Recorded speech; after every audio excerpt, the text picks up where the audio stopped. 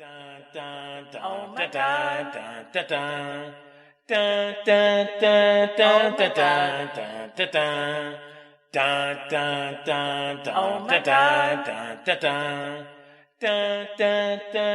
Welcome back, folks. Star Wars The Bear Awakens. Episode 6 today. We're going to have it titled, Laura Lee, who's your favorite characters? And why?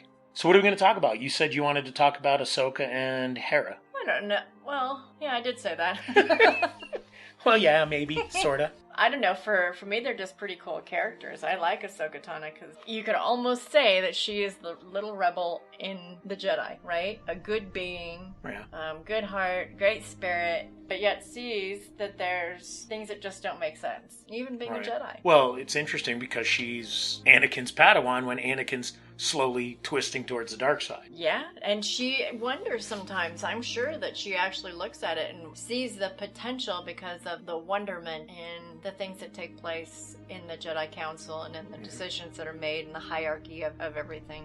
I think what's great to kind of witness is when she watches Anakin go through the conflicts and everything that he feels, but she doesn't actually see him turn, right? Because by the time he turns and changes to the dark side, and Ahsoka may have very well been one of those catalyst moments where Anakin was like, wow, I'm kind of done. This doesn't make any sense anymore. Everybody's leaving me, or, that kind of scenario. Could be. But when she gets to a point in the Clone Wars and she's accused of doing something that she didn't do, and she's on this mission trying to find out who's framing her. The Jedi Council didn't believe her, that, everybody wanted her stripped of her being a Padawan, everybody wanted to take all of her rights away, she couldn't be a Jedi in that moment. And that's pretty real life, isn't it? It is. As far as our society and how we are quickly to be blamed, and when evidence points at us, there isn't anything we can do about it if we don't have... We're prejudged. If we don't have anything else to rely on. Let's say we're in the poor side of living. You don't have a lot of money, you're just scraping by, and then all of a sudden someone picks you up and says, you were in this store, you broke in, you did this, you did that, you murdered somebody, you ran somebody over, and you have no way of defending yourself. You don't have money to get a good lawyer. You're going to get court-appointed lawyers, and then you're going to be snowballed, basically. If somebody has a lot of money and they want you out of the way, they'll do whatever it takes to get the jury to be one-sided, and, it can happen like that. I think in Ahsoka's life, it could have happened the way the story was written. It could have gone either way. The cool event that took place is after she, or her innocence was proven by Anakin, he actually went to the depths and found what had taken place and presented it to the Senate, and she was found innocent. After that, the Jedi had actually decided, you know what, we're sorry, please forgive us, and it's okay for you to come back now.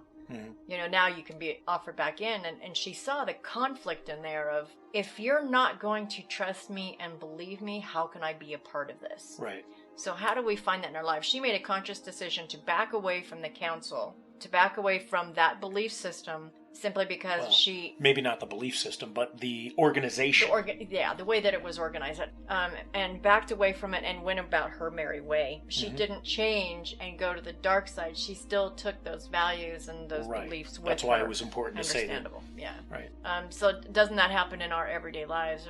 And maybe it doesn't happen every day, but there's sometimes happens in my life. It has taken place as well, to where something devastating has happened and you have to prove you're innocent. Or it feels as if... It feels like you have to. You have to prove to people that, no, it wasn't me, I didn't do that. And we end up finding out most of the times when we're trying to do that we dig ourselves deeper into something that really we had nothing to do with. And it's like, well, crap, now it's bad from different directions. Have any of us, you'll read about in the newspapers or watch on TV or social atmospheres, this person was now exonerated after spending 20, 30, 40 plus years in the prison system because they were accused of committing a crime, and we diligently put them behind bars because what we were given is believed to be facts. Right.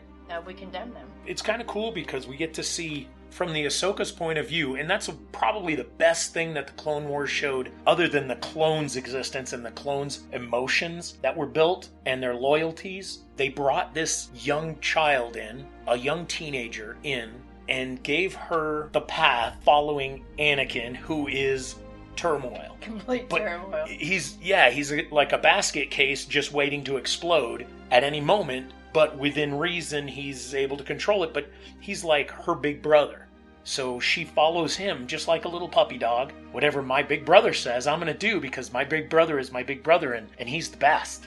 You know, because you can hear her talk to people and say, but Anakin's, you know, he's the best. He's, you know, he knows what he's doing, you know, and that's what it's all about. So you could see her falling into the big brother, little sister role and watching Anakin go through whatever struggles he had to, yet at the same time teaching her through his struggles, trying to teach her as if he meant what he was saying.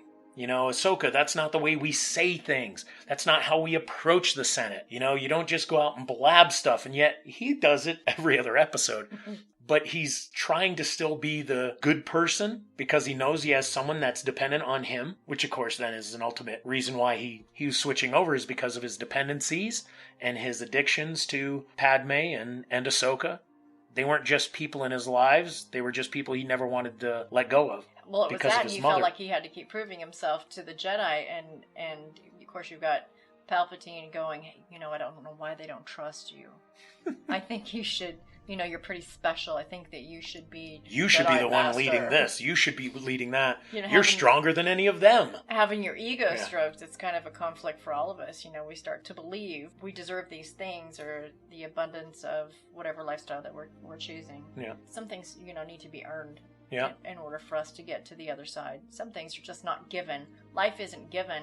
We get to earn status, and status not with the like sense to think. Yeah. You know, the status of, well, I'm going to be, you know, GM or owner or CEO. It's none of that. It's how are you going to earn status with who you are as an individual? Right. How are you going to be best centered within yourself to know who you are? Right. So Ahsoka, during her time frame, she was trying to figure out who she was, but she just basically became a little mini Anakin. She would go against the Jedi Order. She would do things that weren't exactly ideal.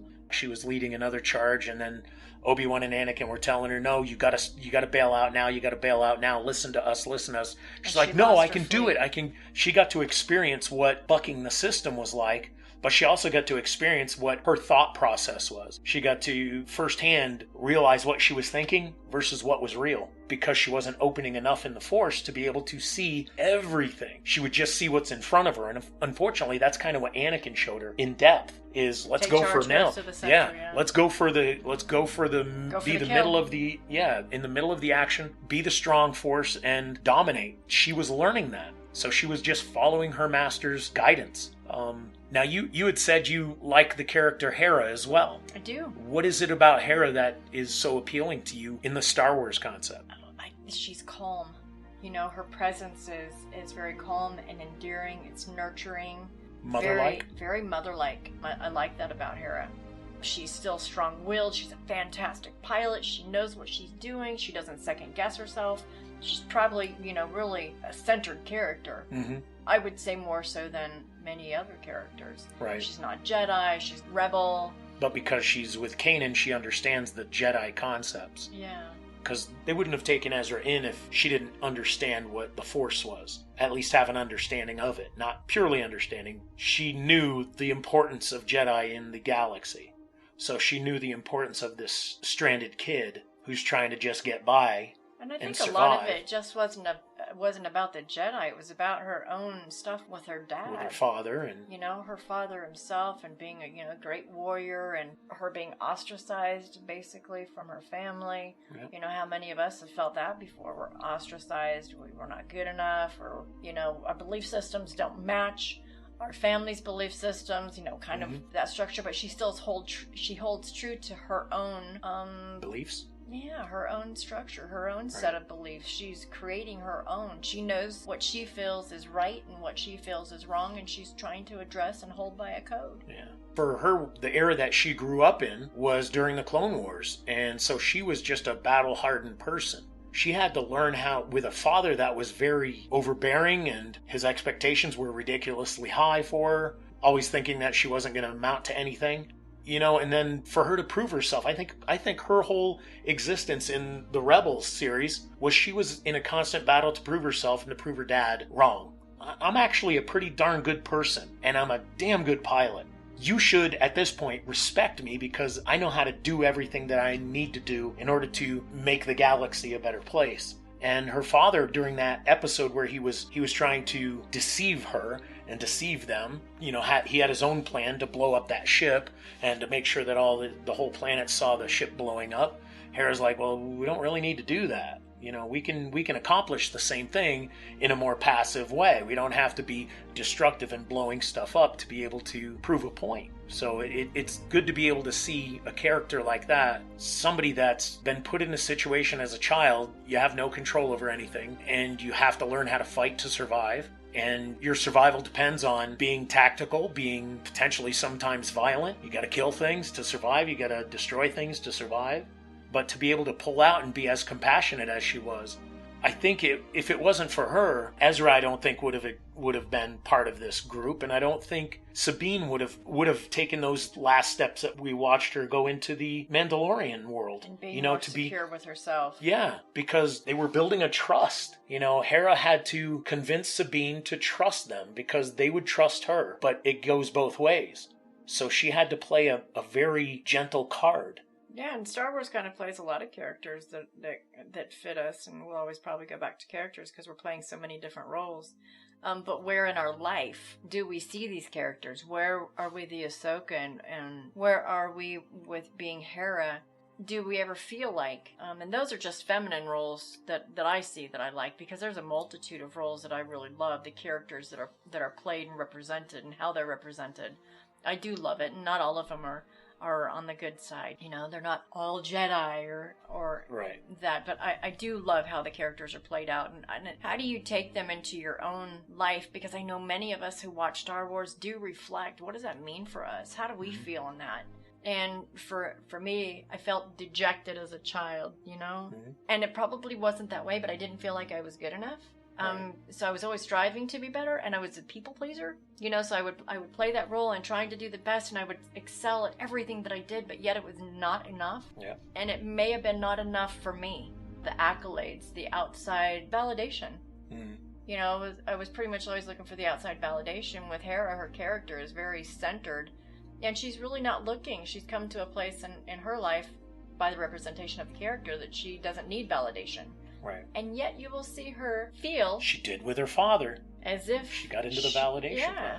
And yet she still held true to her form, and of course, you know, the good overcomes the evil essence of us. Our ego versus... Consciousness, the God conscious, right? Well, that was fun. Is that where it's going for you that feels good, or we need to go in a different direction? No, I guess that's good enough. Yeah? That'll work. But that's kind of cool. Yeah. You good with that? Yeah. Good start? I don't know how deep it is. It's pretty superficial, really. It was pretty superficial, but that's fine. Welcome back, folks. Star Wars The Bear Awakens, Episode 7, Return of the Balance. We're essentially just jumping into a conversation, discussing a little bit more about balance of the Force or conflict. I don't know if it's more conflicted. I don't know if the dark side's more conflicted. I think the dark side actually has more structure to it. It's real simple. Feed on your fears, feed on your energies, feed on your emotions, feed on your hate and your anger. There's not a whole lot else behind it. Isn't that what we do, though? We constantly feed off somebody's emotions. We feed off our own emotions. We embellish our own emotions. Yeah. We can come from conflicted families. Seriously, conflicted families, and we can still end up on the brighter side of life. Right. Not that we don't go into the trenches with them. You know, it's kind of like, oof, here I go. I don't know anything else but what I've been taught. So I'm going to go into the trenches with these people who raised me, you know, family or otherwise, because that's what I know. And then eventually we get to mold ourselves and come into a side of, you know, I think I'm going to do it this way instead. Right. I'm not too sure that what you're doing is right for me. Right. I get to make a new choice. I get to become something new, and I'm going to go this direction. Right. If we're equating this into the consciousness level and the spiritual level, then yeah, we're talking about going to the light of God, which we could say could necessarily be more on the Jedi side, but it's not. As we learned through watching Star Wars, the Jedi weren't all that forthright, and they weren't all that honest, and they weren't that far from being Sith anyway. But the Force itself, we got to kind of keep holding on to the understanding that the Force was going to God. So in our lives, when we're trying to walk the righteous path, the right consciousness, the conscious mind, the God consciousness, when we're trying to walk that path, that means we're trying to be better people. And being better people means that every time we think about something and come up with a solution, it's for the betterment, not just us, but for everybody. We're all one, so it would make no sense to do anything but that. Whereas in the Star Wars concept, the Jedi were playing the part but not doing it well. They were stumbling everywhere. Hypocritical. Very hypocritical, very contradicting, very conflicted. I mean, it all started with the understanding of Qui-Gon Jinn being conflicted. Episode 1, The Phantom Menace, and we start getting to understand that this Jedi Council, they know a lot, they got a lot of smartness in them, but they still make decisions that aren't necessarily the best. Yeah. They decided that since they have an army, let's go to war. It's like, what kind of crap is that? What kind of good conscience or righteous mindset is that? Let's go to war. Let's kill things to make something better. When you're talking about the consciousness, and what we're I guess trying to get to is the consciousness of the light side or the dark side. Mm-hmm. It's not necessarily that the dark side is the bad side and the light side is the good side, because there's conflict on either side. Yep. You know, how do you keep your center? How do you keep that balance in it? Right. And that's what was it? The gray Jedi. Okay, so here's something that I don't think we even talked much about at all. There was this being that came out and found that they were conflicted as a Jedi. He used the dark side, but he used it with the good intentions. In other words, he knew where he needed to go for the greater good. He knew that he also needed to use some of that dark side force to be able to get that result. So sometimes it isn't a good or bad, it's just knowing that sometimes I need to go a little bit more aggressive to make sure that somebody doesn't get hurt. Instead of being so much more passive. Right. The Duchess Satine from Mandalore, she was all about, let's not even get into arguments, let's not get into fights, we can live in peace. It's like, people have to understand there still needs to be boundaries created, because you're going to have the big bully coming in trying to knock down your door. You have to be able to step up and stand your ground and say, look, I get what you're trying to do, but we're just not going to have it here. I think that was probably very important, because even when we talk about it in our spirituality, the concept of you can't be light and fluffy and airy and still think that you're going to get stuff accomplished, because you might just be too fluffy and too airy. And sometimes we have to go, and one of our spiritual people in our community will actually tell you or tell us, you know, don't be afraid to center yourself in the Christ consciousness. What just means is put up that boundary and don't be afraid to say no. Right. We've got to be a little bit of aggressive and set that boundary. And sometimes it means being abrasive without being brutal. Right. It's don't insult. It isn't going to happen this way. Stand your ground. Don't insult. Don't say, you're an idiot, I'm doing it this way. It's just say, I'm doing it this way, and that's the way it is. And I'm not wavering. And I'm not wavering. It's being consistent. It's always, backing up your words with your actions. So to find a blend between the dark and light, the good and bad, the gray Jedi, it's really interesting to be able to get to that point and know that we can waver from moment to moment. We can go a little bit left and a little bit right, but it's not about jumping way over to the other side. Because if we do, that means it's that much harder to get back to the center, back to balance. Would you say emotions then would run either side? So we get a little bit too on the light side, we get, that more passive. We get a little soft and then people run over us. They run over us, Yeah. We get to feel the results of our actions. If we're going to be not putting boundaries up, guess what? Those people that love steamrolling through walls and boundaries are going to do it. I've got a couple of people in my life that I love absolutely dearly, but I do find that, especially as being a parent, I struggle. Mm-hmm. With trying to stand my ground for what I need in my life and not so much let them come in and roll over me to accommodate their needs. Right. And maybe you come across this in your life as well. And sometimes I do feel like I am not as centered. Yep. Because I'll go to the dark side quickly. Right. I'll go to the aggression, emotion-based ego. Or other times I'll actually be so passive that I'll be like, yeah, go ahead, just roll over me. I'll just lay here for a minute. Right. I do come across that in my life, my everyday life. Yeah. I've done that too. In relationships, you put so much stock and energy into a relationship, and then when it's starting to go south, and it's pretty much dead on the horizon, you start going quicker. You react quicker, and you go quicker to the darker avenue. It's like, you know what? I've heard it enough. If you say it again, I'm going to throw a higher card on you, and I'm not even going to care about your emotions. I'm going to steamroll by you because you've been steamrolling me for so long.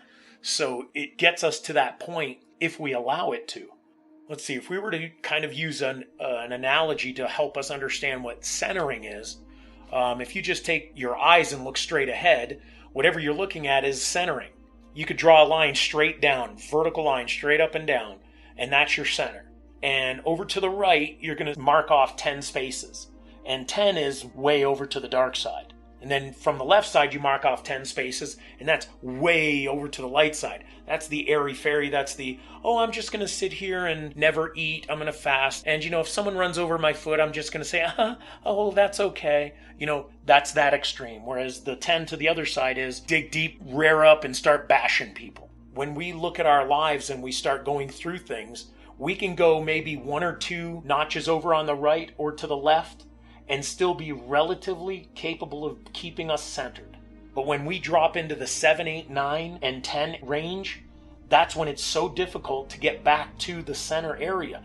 Forget getting back to the center, but getting back to the 3 or 2 numbers, right? Yeah. So I don't even know if that's going to work visually on an audio. But anyway, just kind of give people an idea that the further off you go, the more deep you get into either real good or real bad, the harder it is to come back to the balance and to be able to be more centered with all of the emotional pull that brings you to your daily events. Thank you for listening in, folks.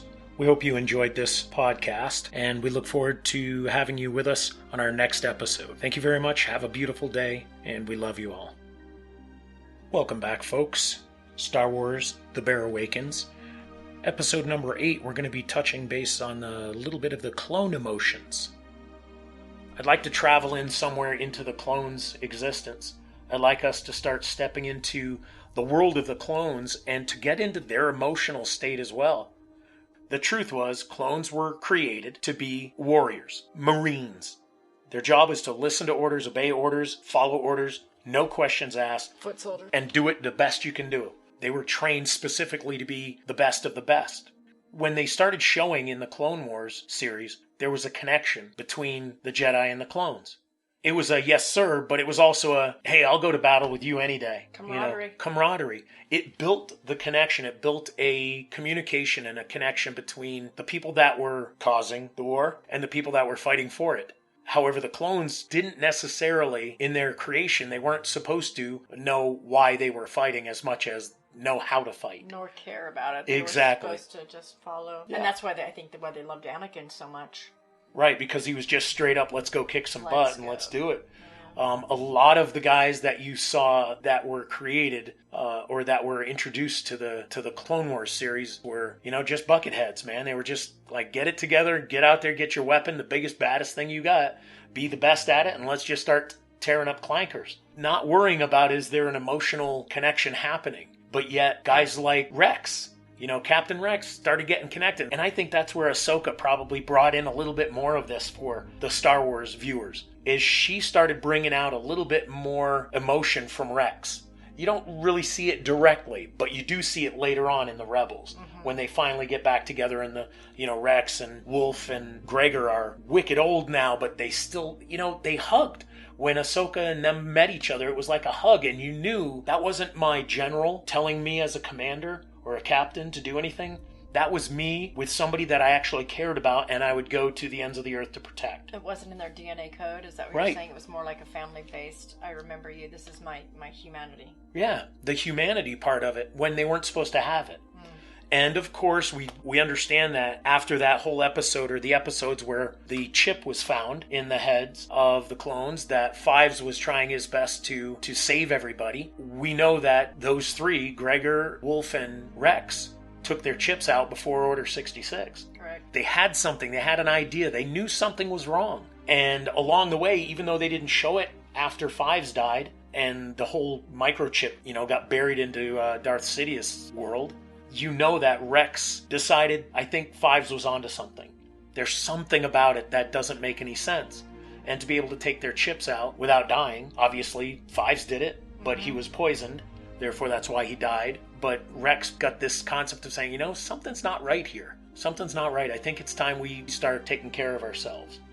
So when you do see the final years, you see them as being more people. They were still clones, they're still having their fun times, and Gregor was crazy. They were like regular people, farmers, just living life, fishing for that jupa on the Selos desert planet. they weren't battle hardened anymore, so to speak, even though they were really good at it. Found it in that episode, and I'm sorry I'm not really good with the names, but that one general, and I don't even remember the planet it was on, but they were, they had so many of them on this planet, and we were just discussing it, and this guy's got 4 arms, and he's Jedi, and he's General Krell from the planet Umbara. But he's supposed to be this really kick-butt warrior, but is pretty hardcore, don't ask questions, just take them all out kind of guy. And you saw the conflict within the ranks of the clones, yeah, because they were like, wait a minute, man, this isn't even protocol. You don't even know what you're doing, You're just sending us out there to die. You're not sending us out there to win anything. And you're not being strategic about it. Skywalker would never do this to us. This is not how Skywalker, this is not how... But in the history of this country, the wars that we have gone through, the generals that were successful didn't put emotions into it. Patton was not a guy that would come down and say, hey, Private such and such, how's your family? He would just say, look, y'all have to follow my orders, and I'm telling us, we're going over here and we're going to do this.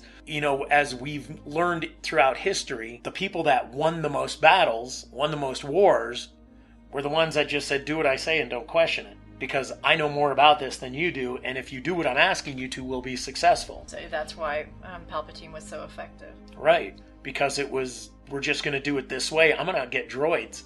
Think about that. I'm going to get droids that will never question. They will never question anything. The fact is that the clones were designed machine-like, with the ability to think. With DNA.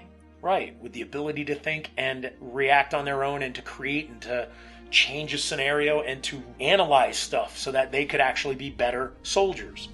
Because you don't want just somebody coming up there and being able to shoot really well, but if they don't know why they're shooting or where a better angle would be to shoot or to take over a capital city or something like that, then all they are is a little grunt with no intellect. But they were made by Jango Fett. That being said, it was still a consciousness, and they were trained from very little, so they were programmed. Programmed, yeah. But not programmed in the sense of, like, the clankers. Right. So In other words, there was... different genetic engineering. Yeah, they were trying to get the same result, but with a human form.